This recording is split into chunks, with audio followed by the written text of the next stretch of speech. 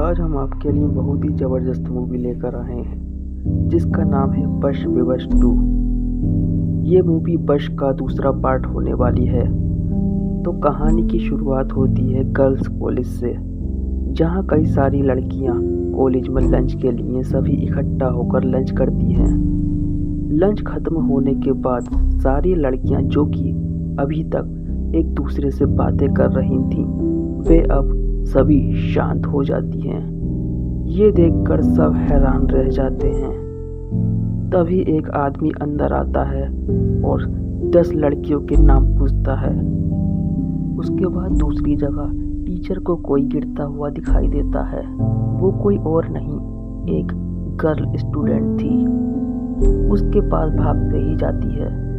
तभी मौके पर ही उस स्टूडेंट की मौत हो जाती है। तभी दूसरी टीचर छत पर देखती है तो और लड़कियां भी कूदने के लिए छत पर खड़ी होती हैं। तभी सब भागते हुए छत पर पहुंचते हैं और उन लड़कियों को रोकने की कोशिश करते हैं, लेकिन वो लड़कियां पास आने से मना कर देती हैं। तभी एक गार्ड एक लड़की को रोकने के लिए जाता है, लेकिन वह लड़की छत से कूद जाती है। उसके बाद एक लड़की बाकी लड़कियों से कहती है, टाइम अप, हमें कूदना पड़ेगा। उसके बाद ही सारी लड़कियां एक एक करके छत से कूद जाती हैं। तभी वहां पुलिस आ जाती है और उनमें से एक लड़की पुलिस से कहती है कि कोई प्रताप अंकल को ढूंढना है, उसी के लिए ये सब हो रहा है। इतना कहते ही उनमें से कुछ लड़कियां चीखते हुए सबको मारने लगती हैं और पूरे शहर में तबाही मचाने लगती हैं। ये न्यूज़ टीवी पर अथर्व सुन लेता है और तुरंत वो वहाँ पहुँचता है। वहाँ पुलिस भी उससे पूछती है ये सब क्या हो रहा है और ये प्रताप कौन है।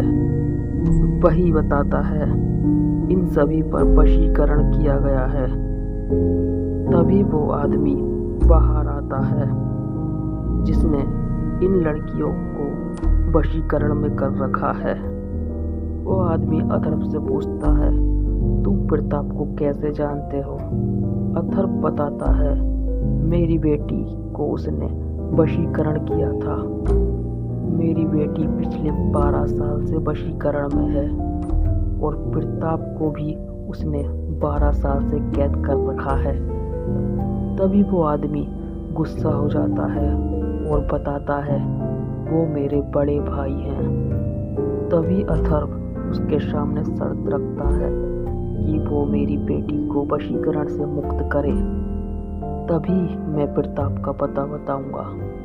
उस आदमी को गुस्सा फिर से आ जाता है और लड़कियों से फिर से मारने मरने के लिए कहने लगता है, लेकिन अथर्व पर इसका कोई असर नहीं पड़ता।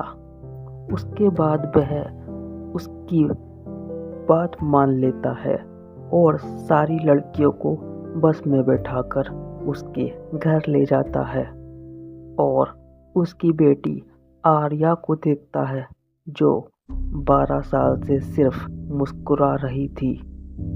तभी वह आदमी कहता है कि यही सब तो मुझे बड़े भाई से सीखना है, क्योंकि मेरा वशीकरण तो सिर्फ हद से ज़्यादा 24 घंटे तक रहता है, लेकिन बड़े भाई का तो पिछले 12 साल से इसी के ऊपर है।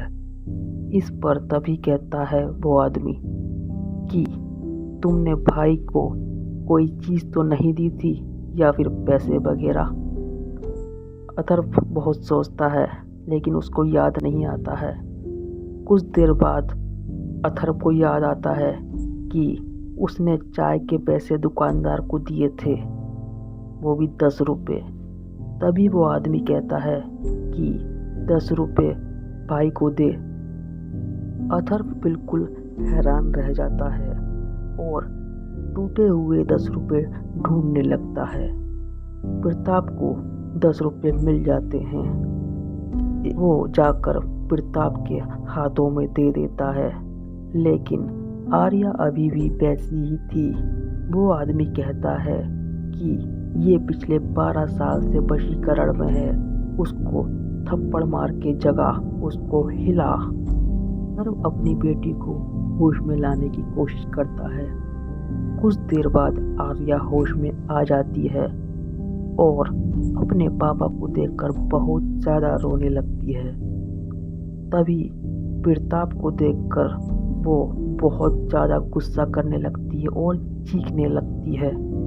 तभी वो आदमी प्रताप की जंजीरें खोल देता है और उसके मुंह पर से बंधी जंजीर खोलते ही उसे पता चलता है कि प्रताप ने उसकी जुबान काट दी है। तभी वह आदमी बहुत गुस्से में आ जाता है और वह अथर्व को मारने लगता है। तभी अथर्व अपने कान में ईयरप्लग लगाता है। दरअसल अथर्व अपने घर से निकलने से पहले ही कान को सुन करने वाले स्पीकर वहां पर रख जाता है, क्योंकि जब कान ही सुन हो जाएंगे तब कोई उस आदमी की बात नहीं मान पाएगा। तभी अथर्व मौके पर ही उसके सिर पर कांच की बोतल फोड़ देता है, जिससे वह आदमी बेहोश हो जाता है।